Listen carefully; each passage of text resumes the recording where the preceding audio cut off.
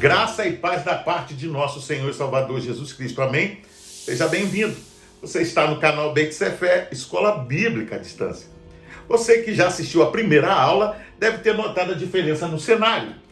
Eu estou aqui de férias no Brasil, na cidade de Saquarema. Nós iniciamos um novo trimestre, o segundo trimestre, e estamos utilizando a revista Palavra e Vida, da Convenção Batista Fluminense. O tema central neste trimestre será Marcas da Vida Cristã. Exposições sobre as epístolas de 1ª, 2ª e 3ª João. Hoje, na lição de número 2, o tema será a marca da proclamação. Na lição anterior, pensamos sobre os perigos que cercavam a igreja e a importância do testemunho do apóstolo João para combater as heresias ensinadas pelos falsos mestres do gnosticismo. Mas o testemunho dele não foi de uma mensagem pessoal ou uma tese por ele elaborada. Como o apóstolo mesmo afirma, a vida se manifestou, nós a vimos e dela testemunhamos. Você pode ver isso no capítulo 1, verso 2. João está direcionando seu testemunho para outra marca fundamental na vida do verdadeiro cristão, a proclamação. A proclamação do evangelho deve ser uma constante na vida do cristão. Somente ela produzirá vida eterna, comunhão e alegria. Este é o grande propósito da carta, proclamar que Jesus veio para revelar o Pai e salvar o pecador. O comentário do Novo Testamento, Wisber, diz que os 2 primeiros capítulos lidam com a comunhão e João apresenta 3 testes para a verdadeira comunhão. Atente para o contraste entre dizer e fazer. Ele diz, se dissermos, muitas vezes somos melhores no falar do que no andar. E em 1 João, do verso 1 ao 4, João apresenta seu tema, Cristo, o verbo revelado pelo Pai. Ele explica que Cristo, quando estava na terra, era uma pessoa real, com um corpo real e não um fantasma. Os falsos mestres da época de João negavam que Cristo se fizera carne. Olha, se não temos um Cristo real, como teríamos o verdadeiro perdão dos pecados? Você já pensou nisso? Ele explica então que Cristo se manifestou a fim de revelar Deus e de tornar possível nossa comunhão com Ele. Vamos ler a Bíblia em 1 João capítulo 1, verso 2 ao 4. A vida se manifestou, nós a vimos e dela testemunhamos e proclamamos a vocês a vida eterna, que estava com o Pai e nos foi manifestada. Nós lhes proclamamos o que vimos e ouvimos para que vocês também tenham comunhão conosco. Nossa comunhão é com o Pai e com o seu Filho Jesus Cristo. Escrevemos estas coisas para que a nossa alegria seja completa. Vamos orar? Pai, nós te louvamos e agradecemos, ó Pai, pela oportunidade de mais uma vez estudar a tua palavra. Obrigado, ó Pai, pelos escritos de João, ó Pai, que nos traz o testemunho real de quem foi Jesus Cristo, do seu ministério e da obra que ele veio fazer, Pai. Muito obrigado por tudo, que o teu Espírito Santo possa esclarecer a nossa mente e o nosso entendimento, para que não só possamos compreendê-la, mas aplicá-la em nossa vida. É a oração que eu faço, em nome de Jesus. Amém. Desde o seu surgimento, no 1º século, a igreja enfrentou perseguições e ensinos falsos que tentavam contra a vida da igreja, tais como os gnósticos, os judaizantes, os ascéticos, enfim, tantos outros. Nos últimos tempos, não tem sido diferente, pois os falsos ensinos nunca saíram de moda. O mais aberrante, talvez, dos últimos tempos tem sido o evangelho da prosperidade, com a promessa de enriquecimento, o que torna, de certa forma, a Deus em um gênio da lâmpada que realiza os nossos desejos. Hoje, porém, temos uma nova heresia que ronda os nossos arraiais. É a teologia do coach. O coach utiliza-se das técnicas humanas. Nela, o indivíduo é o centro de tudo, o qual deve alcançar seus objetivos humanos. Infelizmente, muitos pastores e líderes já enveredaram por esse caminho. Suas pregações são verdadeiras palestras motivacionais da fé que confundem fé com a força de vontade. Infelizmente, no mesmo diapasão dos falsos ensinos que tentavam seduzir a igreja primitiva, o foco está naquilo que o homem pode fazer através da sua fé pessoal. Fé essa que passa até por Cristo, mas que tem o seu objetivo, assim como no passado, hoje no presente, na própria pessoa e nos esforços humanos. João, de uma maneira muito clara e objetiva, coloca o machado na raiz da heresia ensinada pelos gnósticos e apresenta o resultado imediato da proclamação: produzir vida eterna. A mensagem apresentada é capaz de produzir vida eterna. João faz seus leitores refletirem sobre o testemunho de Cristo que lhe fora anunciado, e como essa verdade havia produzido de maneira imediata o conhecimento de Deus e a vida eterna. Vamos ler a Bíblia em Romanos capítulo 10, versículo 17. Consequentemente, a fé vem por ouvir a mensagem, e a mensagem é ouvida mediante a palavra de Cristo. O comentário da Bíblia Diário de Viver diz que devemos levar a outros a grande mensagem de salvação, para que respondam às boas novas.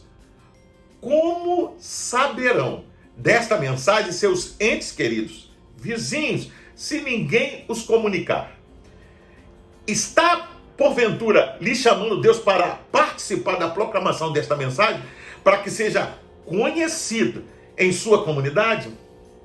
Pense em uma pessoa, neste momento, que precisa ouvir as boas novas e idealize um plano, um projeto para obtê-la, para alcançá-la. Logo, fique em ação, assim que seja possível, e deixe Deus te usar. Da mesma forma, o apóstolo Paulo, ao pregar, ele diz que isso era a sua própria vida. Ele não podia parar de fazê-lo. Da mesma forma como não podia parar de respirar.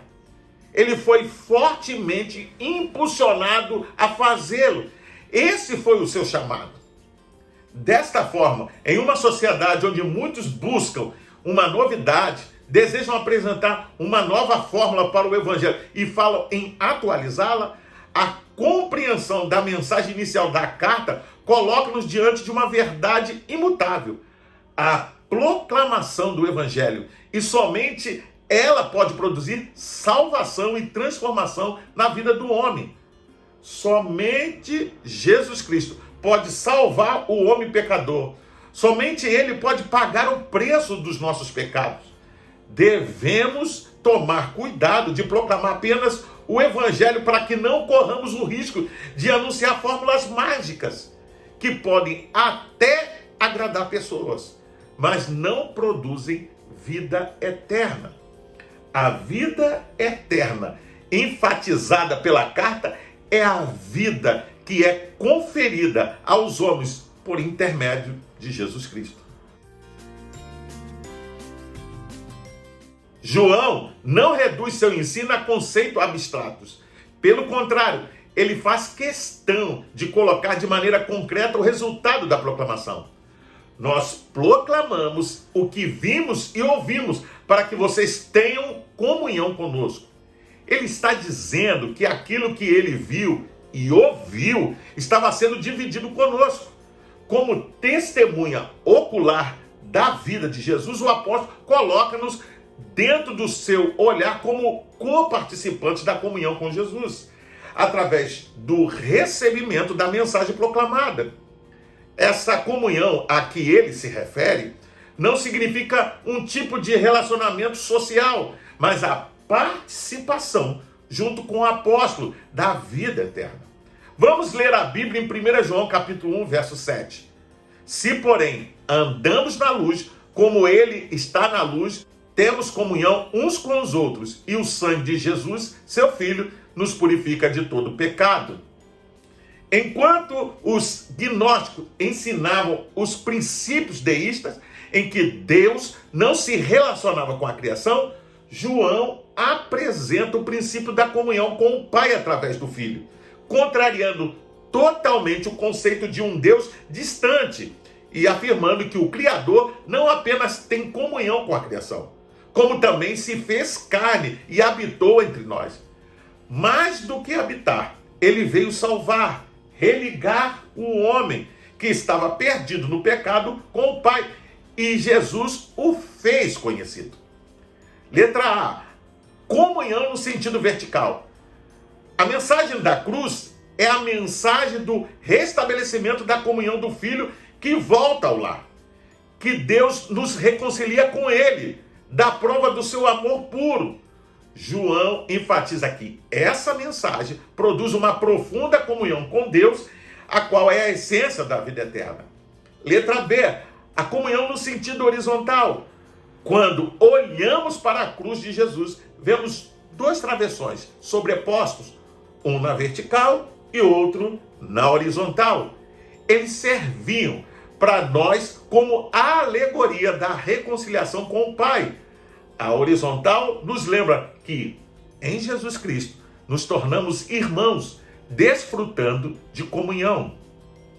O comentário da Bíblia Diário de Viver diz que a partir do verso 3, João escreve a respeito de ter comunhão com os outros crentes. Há 3 passos que tem que se seguir para obter uma comunhão cristã verdadeira. Primeiro, deve estar cimentada no testemunho da palavra de Deus. Sem esta fortaleza, é impossível a unidade. Segundo, é mútuo e depende da unidade dos crentes. E em terceiro lugar, deve renovar-se cada dia por meio do Espírito Santo. A verdadeira comunhão combina o social e o espiritual e se obtém sozinho mediante uma relação viva com Cristo. A perfeita alegria aponta para a certeza da salvação e da comunhão real com Deus através de Jesus. Essa alegria não é circunstancial, momentânea e temporal. João usa o termo grego chara, que significa satisfação ou uma alegria recebida de alguém. Então, a alegria da qual nos tornamos participantes é algo que recebemos mediante a proclamação da mensagem do Evangelho. Vamos ler a Bíblia em 1 João capítulo 1, verso 4. Escrevemos estas coisas para que a nossa alegria seja completa. O comentário bíblico Beckham diz que João escreve para que a alegria deles possa cumprir-se, porque a essência do cristianismo é a alegria. Uma mensagem cujo único efeito seja deprimir e desanimar aos que a ouvem, não vai além da metade do seu caminho. É bem verdade que frequentemente o propósito do pregador e do mestre deve ser despertar um sentimento de contrição que conduza a um legítimo arrependimento. Mas depois que foi suscitado esse sentimento de profunda necessidade, os homens devem ser conduzidos a um lugar onde essa necessidade pode ser satisfeita. E depois que se produziu o agonizante sentido de pecado, os homens devem ser conduzidos ao Salvador, em que todos os pecados são perdoados. A nota distintiva da mensagem cristã é a alegria. Por isso, é fundamental termos em mente que somente a proclamação fiel às Escrituras podem produzir transformações reais. A mensagem do Evangelho continua a mesma. Ele foi entregue à morte por nossos pecados e ressuscitado para a nossa justificação. Romanos 4, 25. Um cristão verdadeiro é marcado pela proclamação. João abriu a sua epístola à igreja da mesma forma que o fez com o seu evangelho, reafirmando que Cristo é o verbo da vida, é eterno, que Deus veio à terra como homem. Como vimos, João escreveu a sua primeira carta para enfrentar falsos mestres e os seus respectivos ensinos que enchiam a igreja e traziam uma tremenda confusão. Você consegue ver algo similar nos nossos dias? Pois é. Ele afirma também que ele foi uma testemunha pessoal da vida de Jesus e que Jesus Cristo oferece a todas as pessoas luz e vida.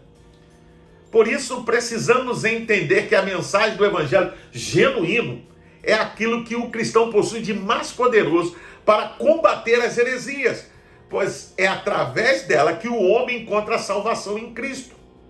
Um verdadeiro cristão é aquele que é alcançado pela proclamação e logo em seguida sai anunciando a mensagem da salvação, não somente entre os seus familiares, no seu círculo de amizade, mas também a todas as pessoas. Devemos, por isso, nos empenhar em cumprir a missão que nos foi dada, outorgada por Jesus, indo, ensinando e fazendo discípulo de todas as nações de maneira fiel, para que as boas novas do Evangelho possam chegar a todos. Para pensar e agir, como tem sido nossa relação com a palavra de Deus? Qual mensagem temos proclamado e anunciado? Nossa proclamação tem sido centrada nas Escrituras, ensinando a verdade da Bíblia, ou nossos discursos têm sido preenchidos por teorias, ideologias e filosofias que deixam a palavra de lado? Que tipo de fruto a mensagem que você tem proclamado produz? Podemos dizer que a nossa comunhão tem sido estimulada com a proclamação da palavra de Deus? Eu convido você a fazer a leitura diária, que vai de segunda até domingo, onde você vai encontrar diversos textos que vão te ajudar a entender e a compreender melhor essa lição. Você pode também baixar a revista Palavra e Vida da Convenção Batista Fluminense. Basta acessar o link que vai estar na descrição deste vídeo. Você entra, se cadastra e baixa para o seu tablet, celular ou computador. E não só vai poder rever essa lição, mas acompanhar as futuras lições. Pois bem, eu sou o pastor Carlos Guerra e você está no canal Beit Sefer, Escola Bíblica à Distância. Hoje nós estudamos a lição de número 2 e o tema foi a marca da proclamação. Gostaria ainda de deixar uma palavra de recomendação a todos aqueles que nos acompanham, assistem o canal, mas ainda não frequentam uma igreja cristã. Procure uma igreja batista perto da sua casa e faça uma visita. Sem dúvida, você será bem recebido. Caso não haja, procure uma igreja que tenha compromisso com a pregação genuína da palavra de Deus. Para se inscrever, é rápido, é fácil. Basta clicar aqui embaixo. Dá um gostei, faça um comentário, deixe a sua opinião. Acione também o sininho para receber as futuras notificações. E não deixe de compartilhar com seus contatos nas suas redes sociais, para que mais e mais pessoas tenham acesso ao conteúdo desta lição. Você também pode ouvir esta lição acessando o podcast de sua preferência. Até o próximo encontro. Fique na paz. Deus te abençoe.